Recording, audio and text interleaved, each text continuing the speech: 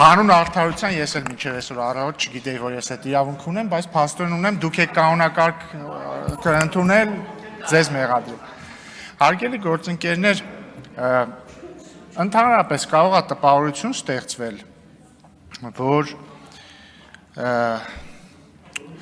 օրինակ իմ վերջին օրերի ելույթները պարոն Թորոսյանի ասած տրամաբանության մեջ են, որը պետք չի անել համաձայն եմ։ Երբ որ ես քննադատում եմ Դաշնակցության գործունեությունը, օրինակ 1918-20 թվականներին, դա ոչ այնքան նրանից է, որ ես քննադատում եմ այն ինչ իրենք արել են հենց նրա համար, որ իրենք արել են, այլ ես քննադատում եմ երեսպաշտությունը, որովհետև համաձայնեք քաղաքականության մեջ կամ ընդհանրապես պետական գործունեության մեջ ամենակարևոր բանը հետևողականությունն է։ Եվ երբ որ մի ուժ, օրինակ, մեղադրում է մեկ այլ ուժի զուտ Թուրքիայի հետ բանակցելու համար, ուշադրություն դարձրեք, ոչ թե բանակցության բովանդակության համար, այլ ինքնին բանակցելու փաստի համար։ Այդ ուժը գոնե պիտի երեսպաշտ չլինի, էլի, այսինքն ինքը եթե այդ նույնը արել է, ինքը այդ իրավունքից զրկվում է։ Օրինակ ես համարում եմ, որ մի օր երբ որ քաղաքացիական պայմանագիրը իշխանություն չլինի, եւ ասենք հաջորդ իշխանությունը կամ հաջորդ իշխանությունը բանակցություններ վարի Թուրքիայի հետ, հուսով եմ այդ բանակցությունների կարիքը չլինի, որտեղ մինչև այդ կարգավորված կլինեն հարաբերությունները, բայց ասենք թե ես իրավունք չեմ ունենալու, ասեմ, այս ինչ եք անում, ինչու եք բանակցում Թուրքիայի հետ։ Դրա համար օրինակ ես զարմանում, ոնց կարող են ասենք հանրապետականները քննադատել Հայաստան-Թուրքիա կարգավորման գործընթացը, եթե իրենց ժամանակ բանակցային գործընթաց է եղել, կամ դաշնակցականները կամ քոչայանականները, որտեղ իրենց ժամանակ էլ ա եղել բանակցային գործընթաց։ Այսինքն այդ երեսպաշտությունը սպանում է քաղաքականությունը։ Կամ Տիկին Աննա Գրիգորյանը, օրինակ, եկել ասում է կառավարական դաչայի վրա գումար եք ծախսում։ Տիկին Գրիգորյան, ես դա կհասկանա, եթե ասեր այլ քաղաքական ուժի ներկայացուցիչ, բայց ասենք ձեր խմբակցության քարտուղար Արծվիկ Մինասյանը ամենայն հարգանքով 2018 թվականին եղել է կառավարության անդամ եւ քվեարկել է, որ կառավարական դաչայի մի հատ տուն նվիրեն Սերժ Սարգսյանին։ Ուղղակի նվիրեն, գրեն իր անունով, հասկանում եք, չէ՞, պետական գույքը, ասես նվիրեն Սերժ Սարգսյանին։ Խնդիր չեք տեսնում, դուք խնդիր չեք տեսնում, հետևողականության խնդիր չկա ստեղ, կամ երբ որ խոսում եք պատավատների մասին, ձեր ցավը տանեմ, երբ որ մենք 2018 թվականին, ու դա գումարումը սկսեց 19-ին, 19 թվականին եկանք այս շենք, դուք էլ մեր հետ նույն ցուցակում եք Տիկին Գրիգորյանի դեպ։ Ես եմ հարցազրույց անցկացրել ձեր հետ, այդ թվում ասեցի շատ տաղանդավոր կին է, պետք է իրեն մտցնել ցուցակ։ Այդ առումով ընդհանրապես չեմ փոշմանում տաղանդի մասով, բայց հետևողականության մասով խնդիրներ կան։ Այդ ժամանակ մենք եկանք ծառայողական մեքենա ունեին, ազգային ժողովի նախագահ, փոխնախագահները, հանձնաժողովների նախագահները, հանձնաժողովների նախագահի տեղակալները, ֆրակցիայի ղեկավարները ու վարչության պետերը, մենք եկանք հանեցինք հանձնաժողովի նախագահի տեղակալների ծառայողական մեքենաները, հետո այս վերջերս հանեցինք հանձնաժողովի նախագահների մեքենաները ծառայողական, ասում եմ, էլ չեմ ասում, որ համատարած բոլոր փոխնախարարները ունեին ծառայողական մեքենաներ, ու բոլորը արդեն չունեն, հիմա ախր պետք է էլի այդ հետևողականություն ունենալ, իսկ ձեր իշխանության ժամանակ, մյուսների իշխանության ժամանակ հանրապետականների, տես չէր, կամ երբ որ ասում եք էլի ծառայողական մեքենաները պետք է էլ ավելի կրճատել, լավ, կհասկանամ, սկսեք ձեզնից։ Ռոբերտ Քոչարյանը ունի, չէ, պետության կողմից, եթե չեմ սխալվում։ Ես ինչքան գիտեմ, պետք է որ ունենա պետության, որպես նախկին նախագահ, պետության կողմից տրամադրված ծառայողական մեքենա, թող հրաժարվի, թող սկսի իրենից։ Նաև այսօր չխոսեցիք դրա մասին, բայց նաև խոսվել է, չէ, բան սիրում եք, չէ, ասել բան Նիկոլ Փաշինյանի թիկնազորը եւ այլն։ Եթե չեմ սխալվում, Ռոբերտ Քոչարյանը պետք է որ թիկնազորել ունենա։ Թող հրաժարվի։ Սերժ Սարգսյանն էլ թող հրաժարվի, ձեր ցավը տանեմ, իրանցից սկսեք, հետո եկեք ասեք, մենք եկել ենք ու այս պահի դրությամբ պատմական մինիմում է ծառայողական մեքենաների թվով։ Էլ չեմ ասում, որ լիքը ծառայողական մեքենաներ էլ փոխարինվել են էլեկտրականով եւ խնայվում է բենզին եւ այլն եւ այլն։ Պետք է հետևողական լինել, կամ երբ որ Տիկին Էլինար Վարդանյանն էր, եթե չեմ սխալվում, խոսում էր հանցավորության մակարդակից, որ ինչ որ բան է, բարձրացել է մակարդակը։ Սիրելի գործընկերներ, փաստա չէ, որ Ռոբերտ Քոչյանի թիկնազորը մարդ է սպանել։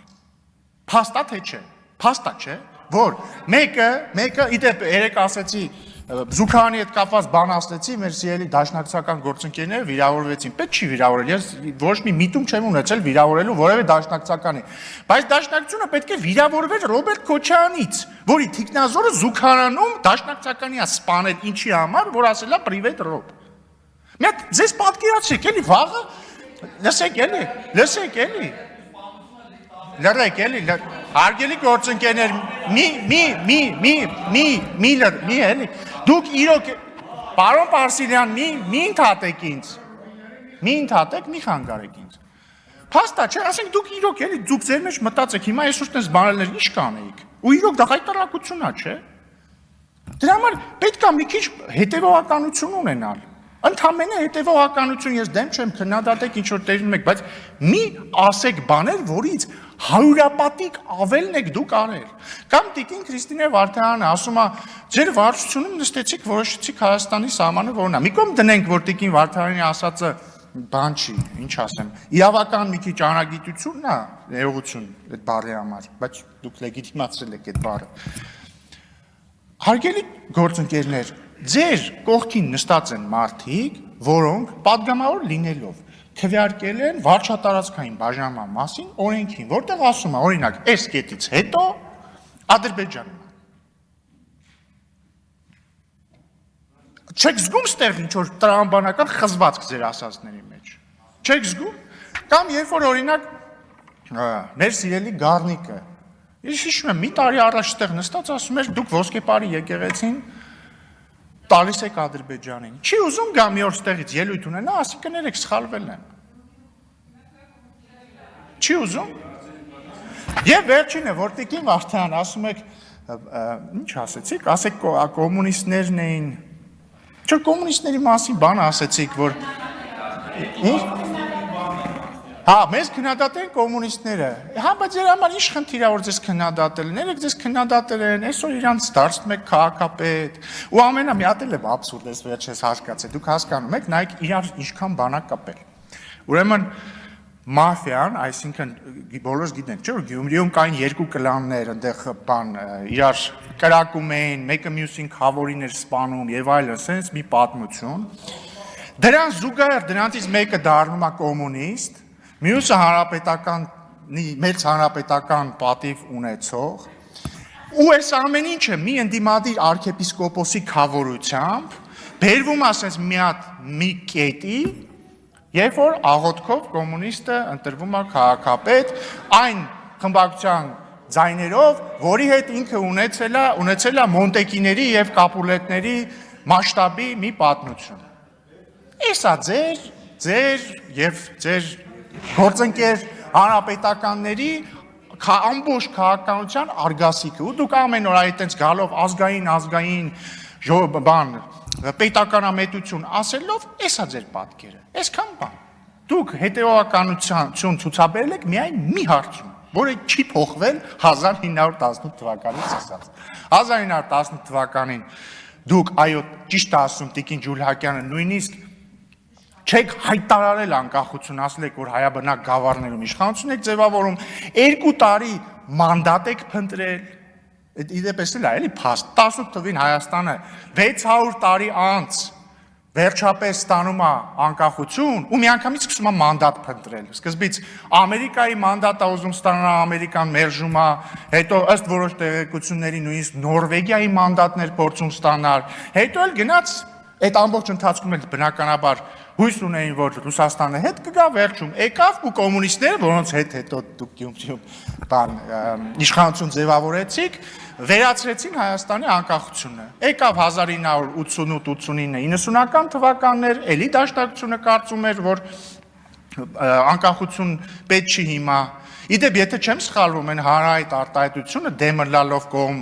ըլլալ, եթե չեմ սխալվում, այդ արտահայտությունը գալիս է 90-ականների սկզբից ու հենց անկախության կոնտեքստում։ որ ասվել է, որ կողմենք, բայց դեմ որովհետև։ Այս ամեն ինչը չի փոխվում, ու այս ամեն ինչի կուլմինացիան 004 շրջաբերականն էր, բայց ես ուղղակի ուզում եմ ասել, ես գիտեմ, որ այս վերջերս դաշնակցությունը ունեցել է, ոնց է ձեր մոտ դա կոչվում, ժողով, համաժողով, որում բյուրոյի ներկայացուցիչ է ընտրվել Արմեն Ռուստամյանը, որին իդեպ շնորհավորում եմ անկեղծ, ես իրան շատ լավ եմ վերաբերում եւ ուրախ եմ վերջապես Հայաստանից է բյուրոյի ներկայացուցիչը։ Ես գիտեմ նաեւ, որ չէ, որ Հայաստանի Սփյուռքահայ չի, էլի։